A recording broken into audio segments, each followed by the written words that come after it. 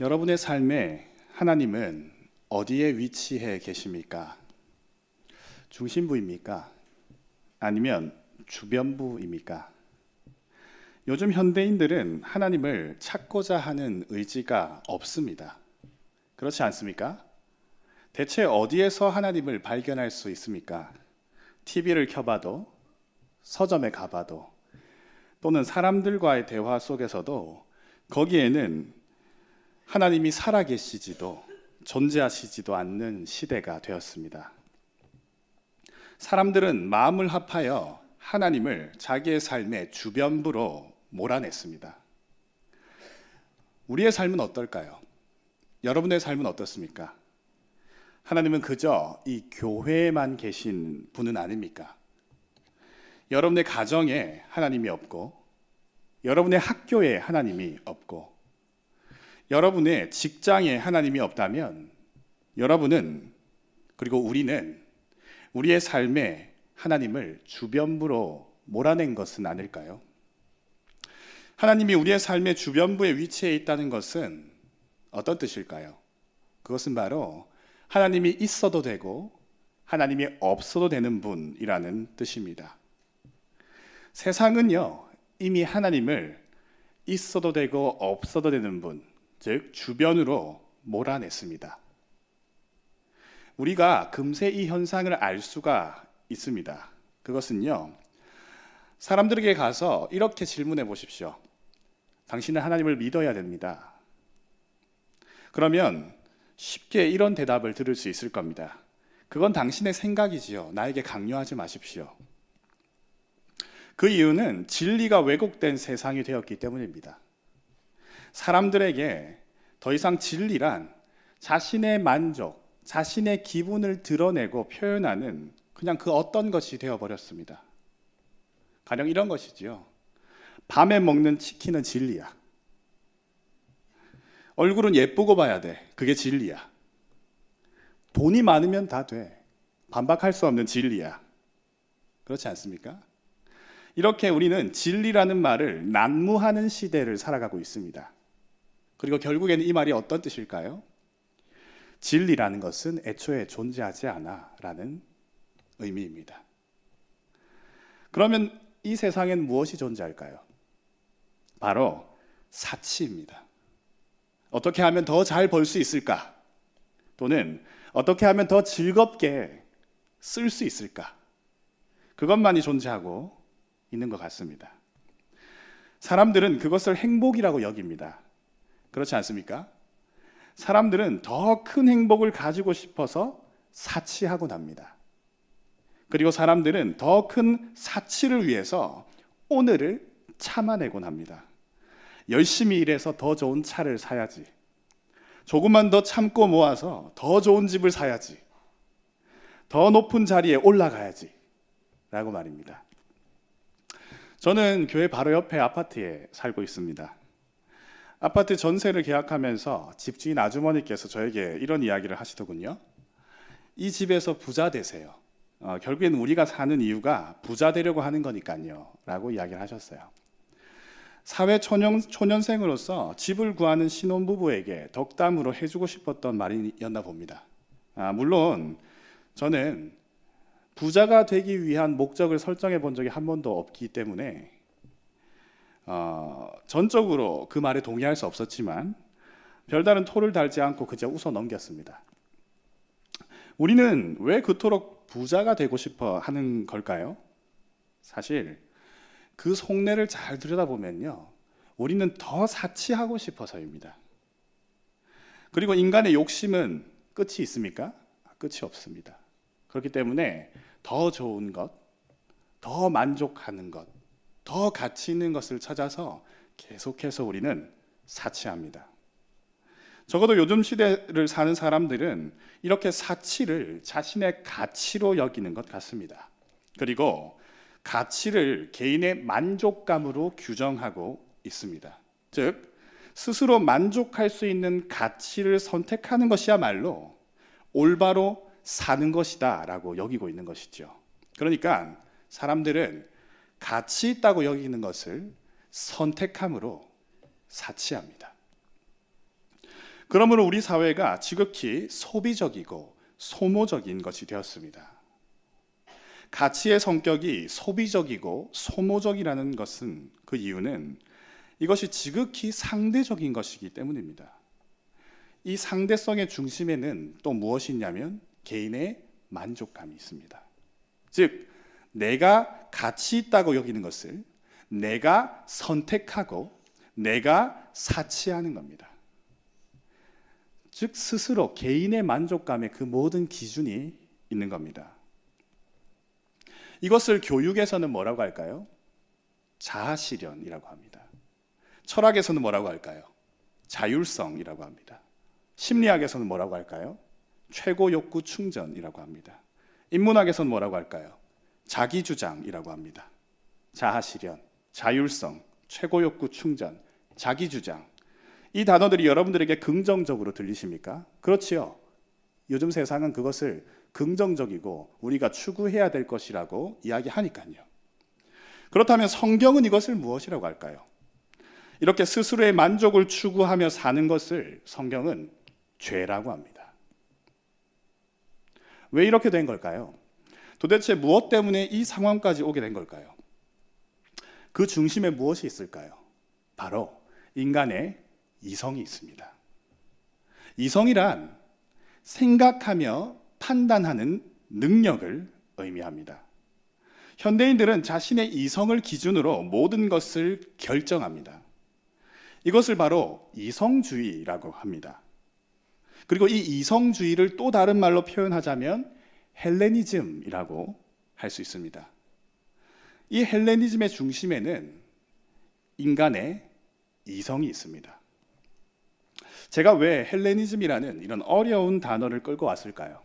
그 이유는 우리가 세상에서 가장 지혜로웠던 사람인 솔로몬의 책을 대하고 있기 때문입니다. 전도서이지요. 솔로몬은 전도서를 통해서 이성을 중심으로 하는 세상의 모든 지혜를 한마디로 단언합니다. 뭐라고 할까요? 헛되다 입니다. 그렇다면 솔로몬의 지혜는 어디로부터 왔을까요?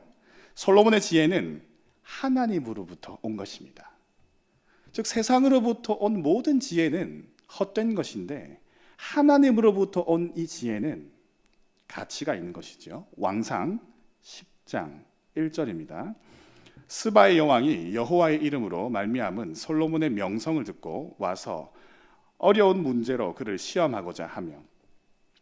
솔로몬의 지혜의 원천은 어디 있었을까요? 보시면 말씀해 보시면 여호와의 이름으로 말미암은 솔로몬의 명성이라고 되어 있습니다. 즉, 솔로몬의 지혜는 솔로몬의 머리가 뛰어나서, 솔로몬이 이성이 뛰어나서가 아니었습니다. 그것은 하나님으로부터 온 것이었음을 알 수 있습니다. 그러므로 참 신앙인이야말로 참 지혜로운 자입니다. 즉, 솔로몬은 하나님으로부터 오지 않은 세상의 모든 지식과 모든 지혜들을 결국에는 헛된 것이다 라고 선포하고 있는 것입니다. 반면 이 솔로몬을 찾아왔던 스바의 여왕은 어땠을까요? 스바의 여왕은 무엇을 기준으로 솔로몬에게 왔을까요? 당시의 주류적인 신문화는 바로 이성주의, 헬레니즘이었습니다. 거기에 푹 빠져 있었을 겁니다. 헬라 문화라는 것은 플라톤으로부터 시작해서 인간의 이성을 중심으로 하는 문화를 의미합니다. 우리는 스바 여왕이 어떤 질문을 했는지는 알 수가 없어요. 성경에서 이야기하고 있지 않지요. 그럼에도 불구하고 아마도 이 여왕은 인간의 구원에 대해서 질문했을 겁니다. 그것은 분명합니다. 그리고 그 해답이 자신의 이성으로부터는 찾을 수 없고 확인할 수 없었다는 것을 확인하고 솔로몬에게 왔을 겁니다. 왜냐하면 우리는 솔로몬의 대화 끝에 이 여왕이 하나님을 믿게 되었다는 점을 성경을 통해서 알 수 있습니다. 어떻게 알 수 있냐면 예수님의 인용을 통해서 알 수 있습니다. 누가복음 11장 31절에 보면 이렇게 말씀하고 있습니다. 예수님께서 하신 말씀이에요. 심판의 때에 남방 여왕이 일어나, 이 남방 여왕을 스바 여왕입니다. 남방 여왕이 일어나 이 세대 사람을 정죄하리니 이는 그가 솔로몬의 지혜로운 말을 들으려고 땅 끝에서 왔음이거니와 솔로몬보다 더 큰 이가 여기 있으며 지금 이게 무슨 말이냐면 예수님은 이방인인 남방의 여왕, 이 스바 여왕도 솔로몬의 이야기를 듣고 회개하고 하나님을 믿었는데 솔로몬보다 더 큰 내가 너희에게 말을 하고 있는데 너희는 왜 안 믿는 거냐라고 하면서 사람들을 질책하고 계시는 장면이에요. 즉 이 말은 무슨 의미냐면 남방 여왕이 하나님을 믿고 구원을 받았다는 것을 알 수 있습니다. 즉 솔로몬의 이야기를 듣고 남방 여왕인 이 스바 여왕은 구원받았던 것입니다. 즉 솔로몬은 전도서를 통해서 하나님이 아닌 자신의 이성을 통해서 살아보고자 하는 모든 사람들에게 대하여 헛되다라는 허물을 선포했고요.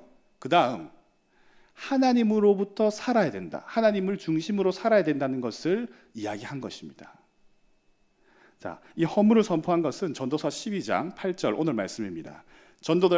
전도자가 이르되 헛되고 헛되도다. 모든 것이 헛되도다. 인간이 자신의 이성을 통해서 지혜를 찾으려고 하는 모든 시도가 왜 철저하게 헛된 것일까요? 인간은 왜 자신의 이성으로 하나님을 발견할 수 없는 것일까요? 인간은 왜 자신의 이성으로 스스로를 구원할 수 없는 것일까요? 이성이 대답이 될 수 없다면, 그렇다면 인간은 무엇을 추구해야 될까요? 기독교 철학 및 문화관, 즉 기독교 세계관으로 유명한 학자인 프란시스 셰퍼 박사는 이성에서의 도피라는 책을 썼습니다. 굉장히 유명한 책입니다.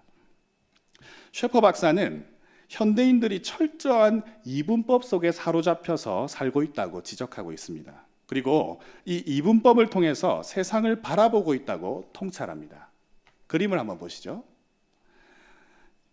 현대인들은 이렇게 자신의 이성, 자신의 두뇌 안에 갇혀서 살고 있다고 통찰하는 것입니다. 그리고 하층부에는 사실, 그리고 상층부에는 가치를 올려놓은 이 이분법의 중심에는 인간의 이성이 있는 것입니다. 셰퍼 박사는 우리가 이 사실과 가치의 이분법에서 도피해야 된다, 즉 벗어나야 된다고 주장하고 있습니다. 먼저 하층부를 보실까요? 좀 더 자세히 보여드리면 이 하층부에는 사실의 영역입니다. 소위 말하는 이런 말이죠. 그거 팩트냐? 팩트 체크 해봐야 되는 거 아니야? 라고 얘기하는 이 사실의 영역에 있습니다. 좀 더 공적이고 객관적이고 보편적인 것들을 의미합니다. 이 사실의 영역은 경험적으로 실험이 가능하고 관찰 가능한 것, 과학적으로 증명할 수 있는 영역을 이 하층부에 내려놓습니다. 그림을 한번 보시죠. 네, 여기에 포도가 하나 있습니다. 제가 이 말을 했을 때 여러분들이 이상하게 생각하셨을 겁니다. 아, 강도사가 포도가 뭔지도 모르나 보다. 그렇게 생각하셨을 수도 있습니다. 왜 그렇습니까? 이 과일이 뭐죠? 예, 아닌가요? 네, 사과입니다. 이것은 사실입니다. 제가 아무리 저것이 포도입니다. 여러분, 이것은 포도입니다. 포도를 보시죠. 라고 아무리 우겨도 이 과일이 사과라는 객관적인 사실은 변하지 않습니다. 이것이 바로 사람들이 생각하는 하층부의 사실의 영역인 것입니다. 그렇다면 사람들이 생각하는 상층부의 가치의 영역은 무엇일까요? 그것은 사람들이 가치 있다고 여기는 것들입니다.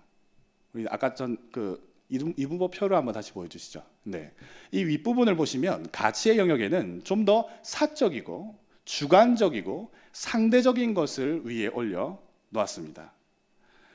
다시 그림을 한번 보여주시죠. 네.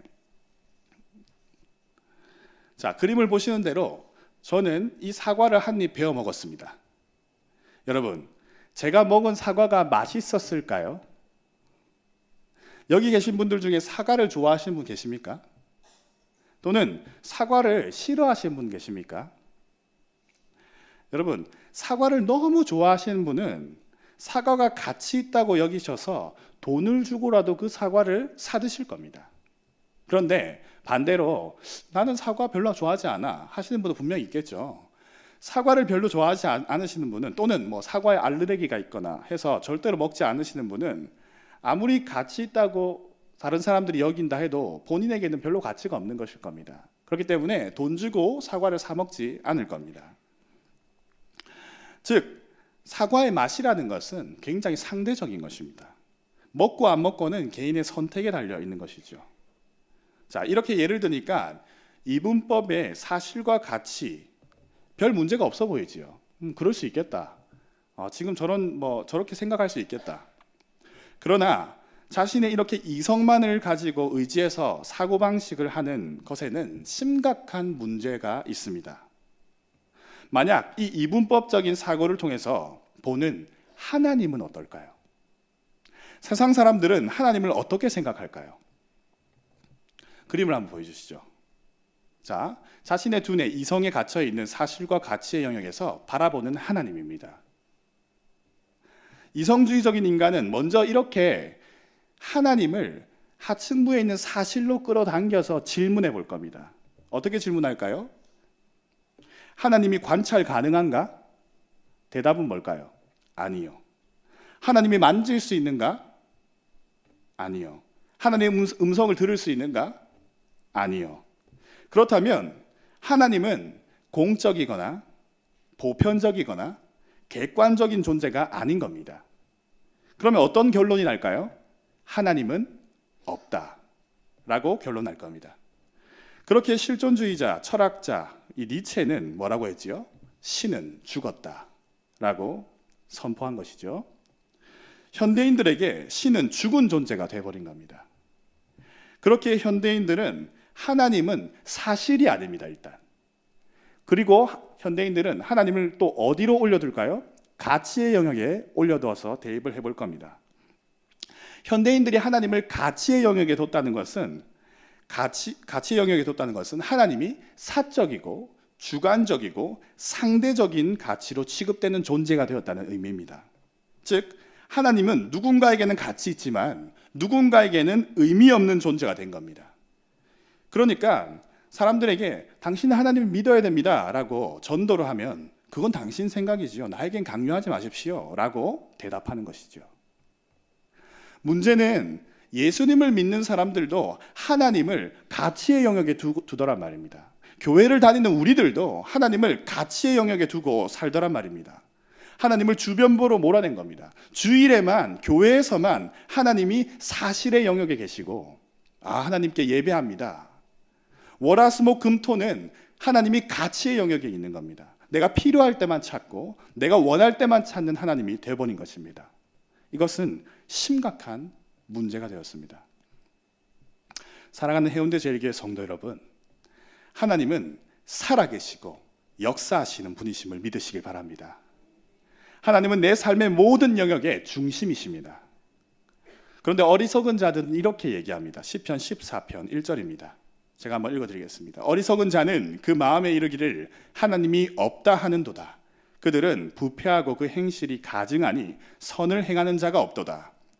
아무리 세상 사람들이 하나님이 없다, 하나님이 어디에 있냐라고 말해도 하나님은 살아계신 하나님이십니다. 마치 제가 사과를 놓고 세상 사람들이 전부 그것을 포도라고 우긴다고 해도 사과는 사과인 것과 같습니다. 세상 사람들이 아무리 하나님이 없다, 하나님이 어디 있냐라고 해도 하나님은 스스로 계신 하나님이십니다. 그러니까 하나님의 존재는 가장 사실적이고 가장 가치 있는 이름입니다. 인간은 자신의 이분법적인 이성으로 판단하여 결정되어지는 이름이 아닙니다. 하나님은 스스로 계시고 스스로 존재하시는 분이십니다. 인간의 두뇌에, 인간의 이성에 갇혀버리시는 하나님이 아니라는 말입니다. 그렇다면 현대인들이 하나님을 떠나면서 대두되는 가장 큰 문제가 있다면 무엇일까요? 바로 하나님의 부재는 무엇을 뜻하냐면 도덕이 무너진다는 것입니다. 우리 한 가지 예만 한번 들어보겠습니다. 작년 여름 수련회 때 제가 고등부 아이들에게 했던 질문입니다. 제가 이렇게 질문해 봤었습니다. 혼전, 성관계는 죄인가요? 여러분은 어떻게 생각하십니까? 혼전, 성관계는 죄일까요? 그림을 한번 보여주시죠. 자, 이렇게 되는 겁니다. 현대인들이 바라보는 혼전, 성관계는 죄인가요? 라는 질문에 사실의 영역에 그 질문을 갖다 대면 혼전 성관계는 죄이다, 사실이다가 됩니다. 그런데 현대인들은 이 혼전 성관계라는 도덕적인 질문을 가치의 영역에 올려두었습니다. 가치의 영역에 올려두면 혼전 성관계는 개인의 자유다, 개인이 선택할 수 있는 거다가 됩니다. 세상 사람들은 이미 성관계를 개인의 성적 사용의 자유로 취급하고 있습니다. 성을 가치의 영역에 놓고 있는 것입니다. 개인이 자신의 성을 어떻게 사용하는가를 놓고 비판하거나 법적으로 제한할 수 없다는 것입니다. 그런 맥락으로 간통법도 폐지되었죠. 그리고 또 그런 맥락으로 동성애도 합법화를 시도하고 있습니다. 그렇다면 과연 그리스도인들은 어떨까요? 우리들은 어떻습니까? 여러분은 혼전 성관계가 죄라고 생각하십니까? 아니면 개인의 자유라고 생각하고 계십니까? 특히 오늘 청년들도 많이 나왔는데 청년들도 어떻게 생각하십니까? 고등부 아이들과 선생님 전체를 대상으로 이 질문에 대해서 설문조사를 당시에 했었습니다. 설문조사 결과가 어떻게 나왔을까요? 개인의 자유라고 대답한 사람 이 퍼센트가 74.6%였습니다. 충격적인 결과죠. 하지만 여러분, 혼전 성관계는요, 개인의 자유가 아니라 죄입니다. 혼전 성관계가 왜 죄일까요? 혼전 성관계를 성경의 표현으로 말하면 간음입니다. 그리고 하나님은 놀랍게도 우리에게 이런 말씀을 이미 우리에게 주셨습니다. 출애굽기 20장 14절입니다. 간음하지 말라. 하나님은 남성과 여성의 결혼을 벗어난 모든 성적인 관계를 간음으로 규정하시고 말씀하셨습니다. 그러므로 혼전 성관계는 한 개인의 자율적인 선택을 할 수 있는 성적 권리가 아니라 죄입니다. 그러므로 프란시스 셰퍼 박사는 이성을 중심으로 하는 이 이분법적인 체계에서 인간은 도피해야 된다고 경고하고 있는 것입니다. 현대인들은 믿는 것을 가치의 영역이라고 여기고요, 아는 것을 사실의 영역이라고 여기고 있습니다. 그런데 잘 생각해 보면요, 우리가 믿는 것이 우리가 아는 것입니다. 그리고 우리가 아는 것이 우리가 믿는 것입니다. 이것은 다른 것이 아닙니다. 이렇게 사실과 가치의 영역에 둬서 이분법으로 찢어서 이야기할 부분이 아니라는 것입니다. 즉 우리는 사실과 가치, 가치와 사실, 즉 믿는 것과 아는 것을 하나로 통합해야 됩니다. 에베소서 4장 13절입니다. 제가 한번 읽어드리겠습니다. 우리가 다 하나님의 아들을 믿는 것과 아는 일에 하나가 되어 온전한 사람을 이루어 그리스도의 장성한 분량에 충만한 데까지 이르리니. 아멘. 믿는 것과 아는 일, 즉 가치와 사실을 통합해야 된다고 오늘 말씀도 이야기하고 있죠. 그 기준이 필요합니다. 그 기준이 무엇일까요? 바울은 하나님의 아들이라고 그 기준을 제안하고 있습니다. 바로 우리의 구원자 되신 예수 그리스도를 통해서 이것을 통합할 수 있다고 이야기하고 있는 것입니다. 즉 우리가 바라보는 세계는요, 예수 그리스도의 구원을 통해서 하나로 통합되어서 바라보아야 된다는 것입니다. 그렇게 하면 우리가 그리스도의 장성한 분량에까지 자라날 수 있다고 이야기하고 있습니다. 그렇다면 예수님께서 이 땅에 사실 때, 예수님이 이 땅에서 30년간 여간 사실 때 무엇을 중심으로 사셨을까요? 예수님이 사신 그 중심성을 따라서 우리가 살아낸다면 그것이 바로 통합되고 그리스도의 장성한 분량까지 살아가는 것 아니겠습니까? 그것을 알면 우리가 그렇게 살면 되지 않습니까? 요한복음 5장 17절입니다. 예수께서 그들에게 이르시되 내 아버지께서 이제까지 일하시니 나도 일한다 하시매. 아멘. 예수님은 아버지이신 하나님을 자신의 중심에 놓고 일하셨습니다. 사셨습니다. 그러므로 그리스도의 장성한 분량에 이르는 유일한 길은 하나님을 마음의 중심에 모시고 사시는 삶입니다. 바로 하나님 중심주의입니다. 자신의 이성이 아닌 하나님을 중심에 모시고 사는 것입니다. 그렇다면 하나님을 중심에 모시고 산다는 것은 무엇일까요?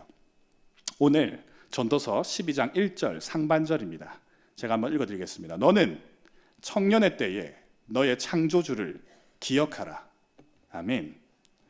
하나님을 중심으로 모시고 산다는 것은 먼저 하나님을 항상 기억하는 삶입니다. 다른 표현으로 얘기한다면 생각하는 삶입니다. 내 삶의 매 순간에 하나님을 계속해서 생각하고 기억하고 떠올리고 상기하는 것입니다. 그런데 이 하나님을 어떤 하나님이라고 이 말씀에서 이야기하고 있습니까? 바로 여러분, 우리의 창조주 하나님입니다. 여러분을 창조하신, 즉 나의 뿌리이자 나의 존재 이유가 되시는 하나님이라는 것을 기억하라는 것입니다. 하나님이 여러분의 아버지가 되심을 믿으십니까? 하나님이 여러분의 창조자가 되심을 믿으십니까? 그렇습니다. 하나님이 나와 관련 없이 동떨어지신 분이 아닙니다. 하나님은 나의 창조자가 되심을 기억하시기를 바랍니다. 그렇다면 솔로몬은 창조주 하나님을 언제 기억하라고 할까요? 바로 청년의 때입니다. 그런데 이 말씀은 젊은 청년들에 해당되는 말씀이 아닙니다. 오히려 전 인류에게, 그리고 더더욱 가면 나이가 많은 사람들에게 해당되는 말입니다. 그 이유는 전도서 12장 1절 하반절에서 2절까지 한번 보도록 하겠습니다. 제가 한번 읽어드리겠습니다. 곧 곤고한 날이 이르기 전에 나는 아무 낙이 없다고 할 해들이 가깝기 전에, 해와 빛과 달과 별들이 어둡기 전에, 비 뒤에 구름이 다시 일어나기 전에 그리하라. 아멘. 전도자가 청년의 때라고 한 이유가 무엇이냐면 한시라도 빨리 기억하라는 표현입니다. 즉 여기 보면 무엇 전에 라고 계속해서 반복됩니다. 이 표현이. 그래서 이것을 무엇이 오기 전에 라고 이야기하는 걸까요? 결국에는 헛된 이 허무가 오기 전에 그렇게 하라고 경고하고 있는 것입니다. 전도서 12장 7절에서 8절 말씀입니다. 우리 다 같이 한번 읽어볼까요? 흙은 여전히 땅으로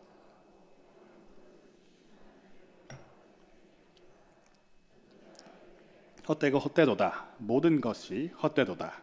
아멘.